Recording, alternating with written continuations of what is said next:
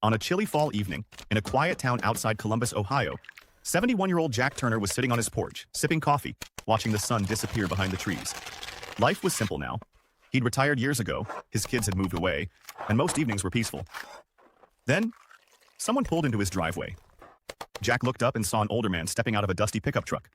Gray hair, heavy beard, a face Jack didn't recognize. The stranger walked slowly toward the porch. When he reached the steps, he stopped. "Are you Jack Turner?" he asked. Jack nodded. "Yeah, that's me." The man stared at him for a moment, then said something that made no sense.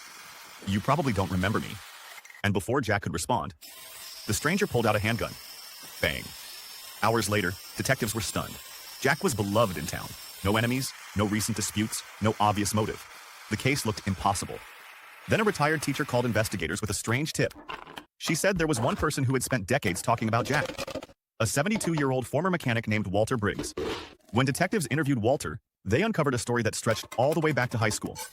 Back then, Jack was the star quarterback, popular, confident, the guy everyone wanted to be. Walter was the opposite, quiet, awkward, often ignored.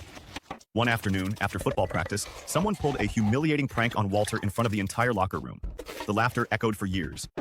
Walter never knew exactly who did it, but over time he became convinced it was Jack, and that belief became an obsession. For more than 50 years, Walter replayed that moment in his mind. Again, and again, and again. Friends moved on, classmates forgot, but Walter never did. Eventually, the anger became the center of his life. And one autumn evening, he decided it was finally time to settle a score that nobody else even remembered. A few months later, Walter pleaded guilty to murder. One cruel moment had lasted only seconds, but the grudge it created lasted a lifetime.